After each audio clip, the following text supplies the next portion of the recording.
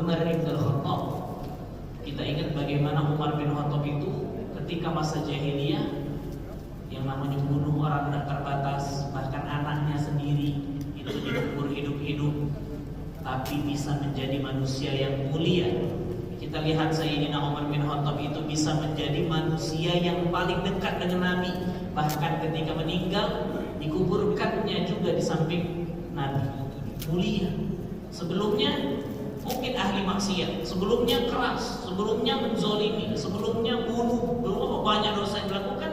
Tapi ketika di akhir kehidupannya, ketika seseorang, jadi tidak ada jaminan. Jadi kita beriman dari kecil sampai sekarang itu tidak ada jaminan kita lebih baik daripada orang yang mungkin baru masuk Islam.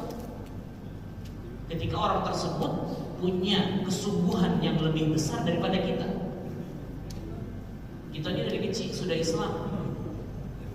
Atau kalau dalam istilah ilmu akidah, ilmu tauhid atau ilmu akidah disebut dengan akidah kita ini kan mungkin akidah yang ikut-ikutan. Nah, itu bahasa Indonesia. Dalam istilah ini jangan sampai kita ini iman kita ini kalau bisa bukan iman yang ikut-ikutan. Dulu kecil oke, sekarang iman kita memang benar-benar lahir dari hati kita.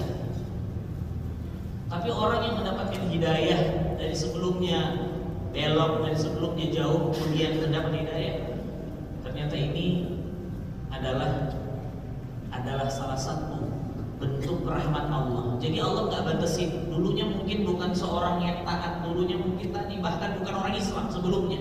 Tapi ketika berusaha mendekat kepada Allah, maka Allah Subhanahu wa taala akan lebih dekat kepadanya dan kita bisa melihatlah Sayyidina Umar bin Khattab dari kalangan sahabat yang paling dekat dengan kita. Ya, pas hari Idul Adha kemarin, Masya Allah, paginya khutbah Idul Adha, siangnya khutbah Jumat. Pas khutbah tinggal, Masya Allah. Orang yang biasa di mimbar, maka ini juga menjadi pelajaran bahwa benar yang dikatakan oleh Nabi, seseorang itu akan mendapati kematiannya, akan mendekat ajalnya sesuai dengan kebiasaannya. Ada cerita tiap hari